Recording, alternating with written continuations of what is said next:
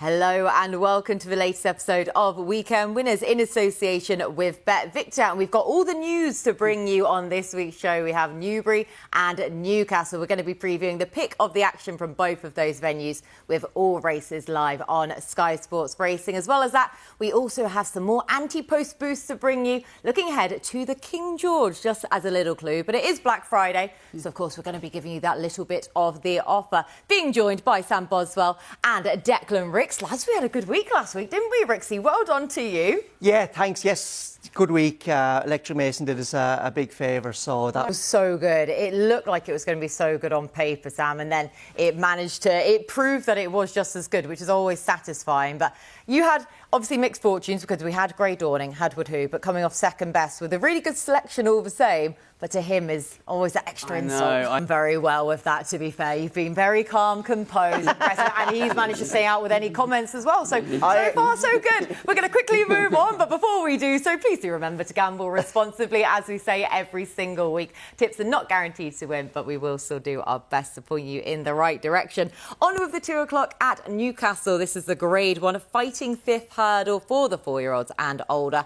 Over 2 mile 1. Now, Constitution. For Amsterdam, looking at that price. Yeah, 2. I think he was a 7-2 or 4-1 shot, maybe. Constitution Hill, his jumping obviously needs to hold up. Mentally, we need to see what kind of spot he's in, because he didn't look like he wanted to jump off at Punchestown on his last start. Poor old James Bowen, anytime he gets a chance on a superstar, they never turn up for him on John Bon and then them.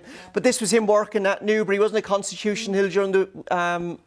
a couple of weeks ago. Surely it went a lot better than that Kempton Gallop anyway, which was a positive. But I thought he worked. I can't be a believer, unfortunately, and maybe it's because Constitution Hill has been such a power to the bookmakers for the last 12 months or so.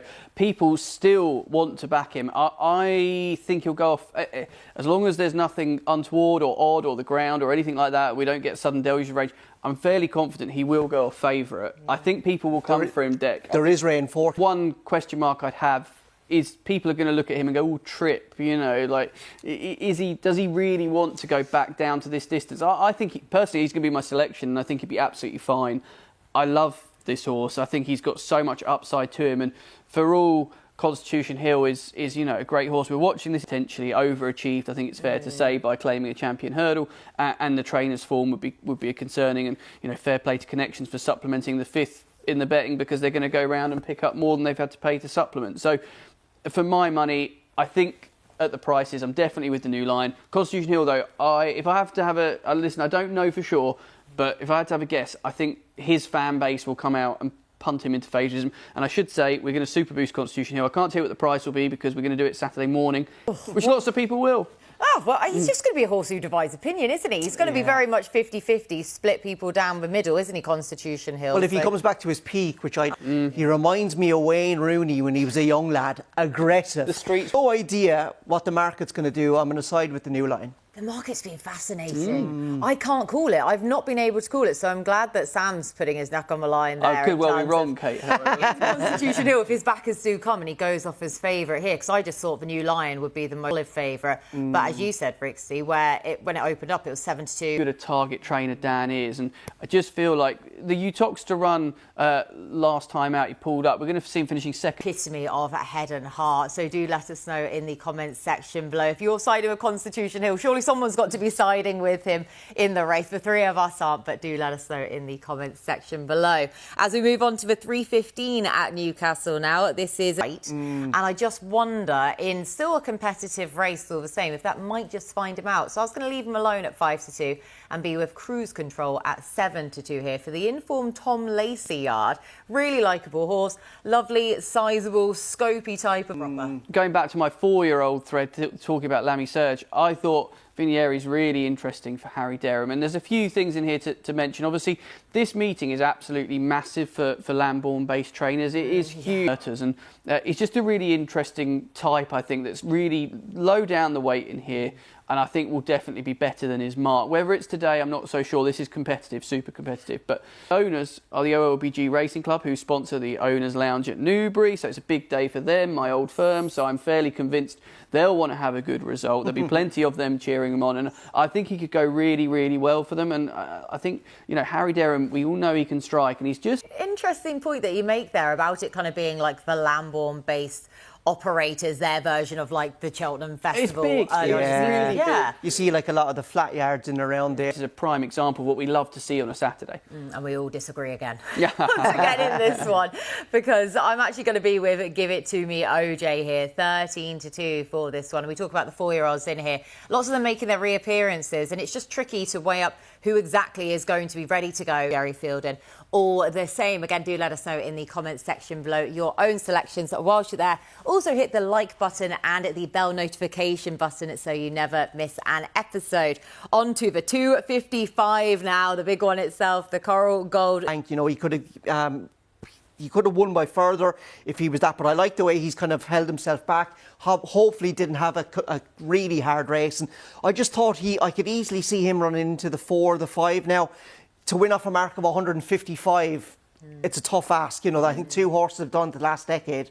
Those were Smad Place, Jack staying in Ireland, which is maybe interesting. Well, just have a look what he's riding there. But yeah, I thought he'd go well 3-card brag, especially if he's going to be even more at home with the rain coming. Yes, exactly. If the rain then suits him even more so. But it's just that sort of message of intent, isn't it, if Jack Kennedy was coming over, rather than sort of jockey ship, because Jordan Gainford is a fantastic pilot, as we know. But it's just that extra message of intent as well. So, yeah, not a horse. But I'm being very, very unoriginal. Maya Town, it's going to be for me. Both of you two have cribbed him so far. Damn right, £15. 9-2, Kate. In a field this competitive, make your case. Yeah, well, forget the start of last summer. He won that by right. I know he got the run. He's got our Moyertown pants on as well, there, red wine. And just look at him. He's so cool, isn't he? He's so straightforward. He jumped very well in the main in the Ultima. Yes, he did get the run on the field, but he still made it count. And he was the 3rd novice in the last 4 years to win the Ultima as well. But that still means he's very unexposed still. He should only just be reaching his peak age as well. And he just looks still to have so much more to come. He's just this bit of a battering ram on the front end. And we talk about the pace for this race. There is always loads of pace on. We've got a full field of 24 runners.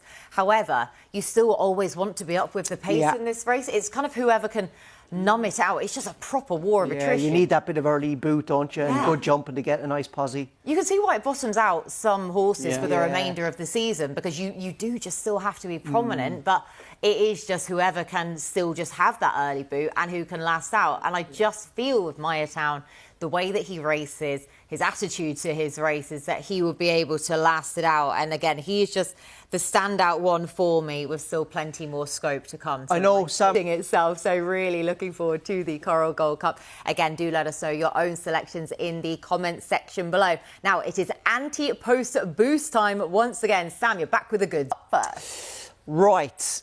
Gonna go to the rehearsal chase and have the El Nap there. I'm with Doc Pickney. I like him, especially with Deafening Silence taking a good chunk out of the market and shaping like he needed the race badly on debut last season.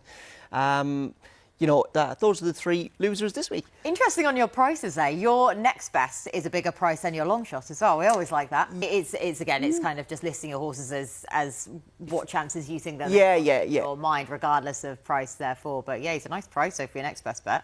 Always make sure to get them in already. But yeah, it's fascinating from one weekend to the next when we feel like we've got strong opinions for our best bets or for our naps. This weekend feels very, very tough. Even with our smaller field sizes in some of the races, it's still just as tough. I know. So I'm really sat here at the nap, which is my time. Under the radar, I feel like Gorgeous Tom. So I've got 2 in the race, which with a full field of 24 as well, run off a mark of 159, carrying 12 stone. And that has actually seen Gorgeous Tom getting a really nice weight. So she's clearly not that confident on her favourite selection as an app, is she? If she's having second in the race. There we go. Well, I'm glad you can allow me my one long shot at a nice price as well. So thank you so much for that. Thank you so much to the pair of